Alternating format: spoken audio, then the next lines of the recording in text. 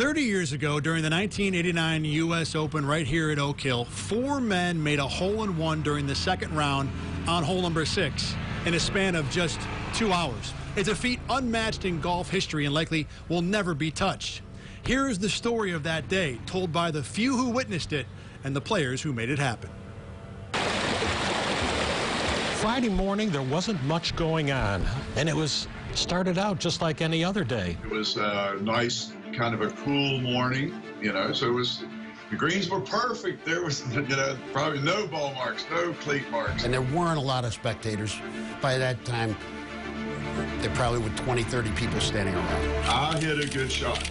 Did I think it was going in the hole? No. Hey, the crowd's saying something down there, and it's going to the hole. Wow, this is fun. This is fun. Let's go. Wow, it's in the hole. It wasn't more than, not even an hour later, and then Weeby hits one. I was so mad getting to that tee because I had just double bogeyed number 5. Even when the ball went in, never forget handing my caddy the club and saying, that will take care of that double on the last hole. And then I think, what a jerk I was. I should have, if I did it again, I'd try to do a handstand or a cartwheel or something to celebrate.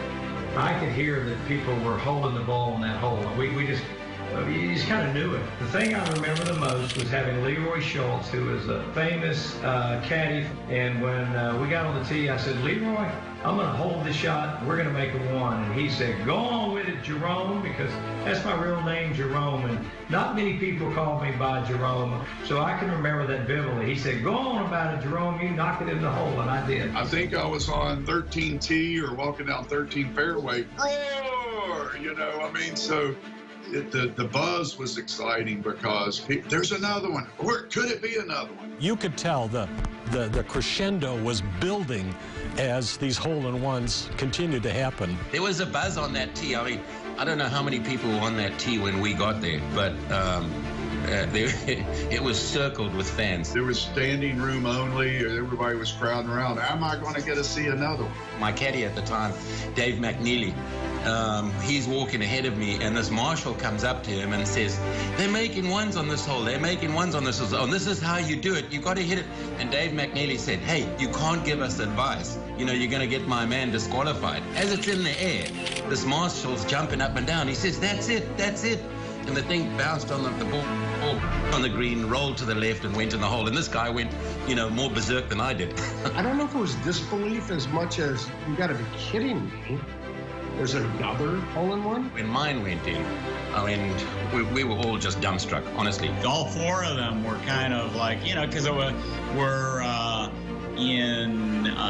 awestruck a little bit, even after they all came into the media room and had hours to digest it. I remember all my buddies, not all of them, most of them saying, well, hell, there were 3 other guys. It wasn't that hard. With that pin placement, it was a little bit of a bowl, and just they put it in that spot, and the guys took advantage of it. The pin placement was not easy, but it did definitely, the 2 that fed off of the slope made it easier. If you're going to have any benign conditions or softness to the golf course, it's going to be early. It's not going to be late. It just happened to be the right day. The greens were soft enough because it was a very mushy week. If the greens had been firm and fast, I think the ball would have released a little bit further up the slope, and then it would have hung up and not come back down. So, there were a lot of factors that made that shot a little easier that day.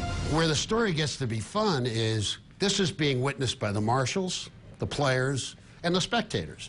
There is no media. When the 3rd one happened, there was kind of a mass exodus from the press tent to get out there and see what was going on. I mean, it started after the 2nd, but really the 3rd one, it was, oh my God. This guy from Tennessee comes out there. I said, you're going to have to wait a few minutes. I got the New York Times next. And then a friend of mine called me the next day and says, you're in the Las Vegas papers being quoted. I think I probably did 7 or 8 interviews. There was a cameraman from Buffalo watching our group with a camera in his shoulder. He got so euphoric, he didn't take any video of anything. I saw him later at a Pro-Am in Buffalo, and he said, I could have made a lot of money. You had to be there to be able to tell this story. And there aren't a lot of us who can tell this story. I did go out there Saturday, I remember there being a lot of people there. Like everyone wanted to just even sit there where this had happened. There's 88 U.S. Opens prior to us in '89. There were only 17 holes in one in those 88 Opens. So to have 4 in one day, in one event, in a period of 2 hours, it's incomprehensible. Be part of, like I said, one that's in the Hall of Fame is an unbelievable feat. By 4 knuckleheads playing golf, that's pretty cool. Now, later this summer, Oak Hill will undergo a course restoration that will remove the 6th hole. Some members voted against the restoration simply because that hole was the site for the 4 aces. But every person I talked to for this story supported the change. As Nick Price pointed out, even at St. Andrews, the home of golf, the course has changed over the years.